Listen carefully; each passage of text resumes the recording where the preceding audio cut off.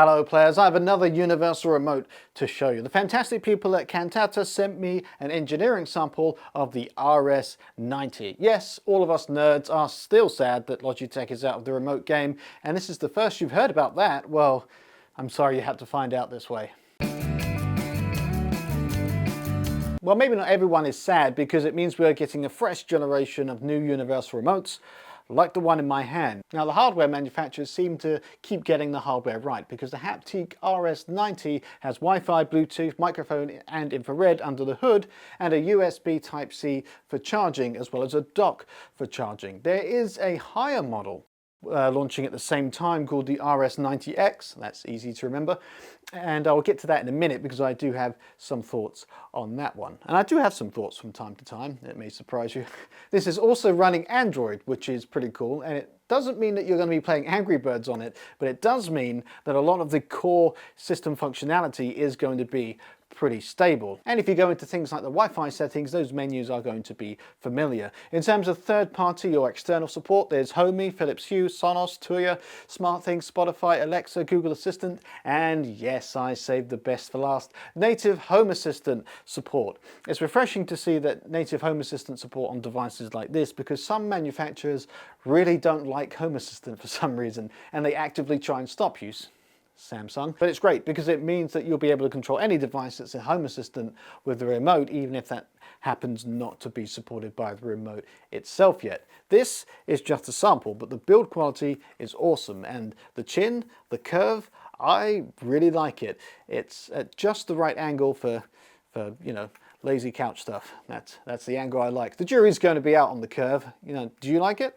You know, let us know in the comments below. I'm sure there'll be some fights down there. The buttons are nice and tactile. They are not too loud. And there's a healthy amount. Navigation and select, power, home, mic. And there's a separate discrete button on the side for the remote itself, which is super helpful. And there's some media and playback and some auxiliary buttons down the bottom there. The keys are backlit and this navigation has this cool RGB backlight, which I hope to see some cool uses for. The top is a touchscreen, which is extremely responsive, and I'm going to say this is a sample one more time before I start talking about the UI and software, because their Kickstarter is planned for May 31st, 2024, maybe give or take a day on that. Links are in the description so you can check if it's live at the moment, and the first 600 users can get 60% off. I'm not entirely sure how much that means, but it's there.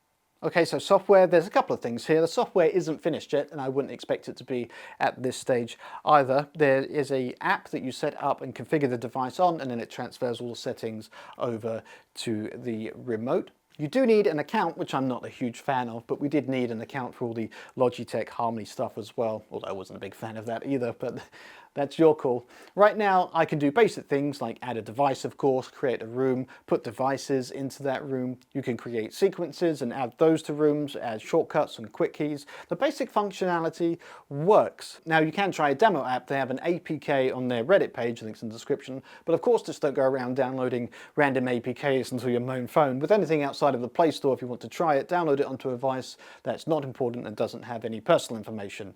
I've tried this one and it's okay, but don't trust any YouTuber's word, and be safe when downloading unsound APKs use a device that you don't care about. I would really like to see a lot more customization and flexibility. I know it's still early stages and early development, and I don't know what they have coming or what they have planned, but please just let me map anything and put things wherever I want them. Like I'd like to see macros or quick actions on the home screen. Right now I can only put in rooms. And I'd really love to see some cool things done with that RGB backlight, like show the progress of what you're watching, like a clock, so you can roughly see how long is left. But let's walk before we can run. The code database is pretty small right now, and I expect that to expand before release. They've added a few of my devices so I could try it out, which was pretty cool of them, and I think they have some kind of questionnaire on their Reddit page so that you can submit the devices that you have. And I can forgive that the software isn't ready yet. There's a long way to release, and that's completely normal. But the hardware has everything there to make this remote great. Almost. Remember that upgraded model that I mentioned earlier? Some of the differences are a faster processor, more memory, more storage. This model didn't seem slow, and I'm not sure how much difference you would notice. The RS90X has 2.4 GHz and 5 GHz Wi-Fi and Bluetooth 5.0, but the standard model only has 2.4 GHz Wi-Fi and Bluetooth 4.1.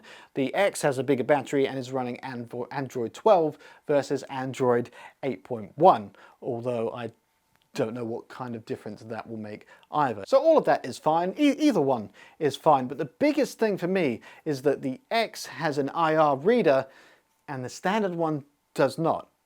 Now I have some pretty obscure infrared stuff like an HDMI switch, remote control candles, portable AC unit. I wouldn't expect anyone to have those codes. I don't think even Logitech had all of my stuff, which is why it's important to me at least that these should be able to learn codes from the original remotes, which the standard one does not. But there may be a way to do it externally with some kind of third-party device, but for me that's an integral part, and doing it natively is much better. Now, the Home Assistant integration is a great choice. I couldn't see anything about whether they would have an API so you could go the other way and have Home Assistant control the remote, so we'll just have to wait and see for that one. The IR comes from the remote and there are no plans for dedicated blasters yet, but I did read that you'll be able to use third-party ones from someone like Tuya, and I just heard half of you go, no, not Tuya, and the other half go, what's wrong with Tuya? I use all of their stuff.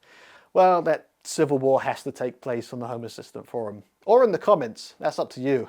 Go and fight it out. There are plans for an infrared blaster and reader which will be built into a smart plug that they're going to make, which actually does sound pretty cool. So you could get the standard model and the IR extender built into the smart plug. Now, do I recommend it? Right now it depends, because there's still a lot that can happen. The success of this universal remote is going to be on how good they can get that software. It's going to be all about the software. Hardware is fine, software, we'll have to wait and see. And the Kickstarter is, well, Kickstarter. It's necessary, but you have to do your homework with anything Kickstarter, which I suppose is why you're here.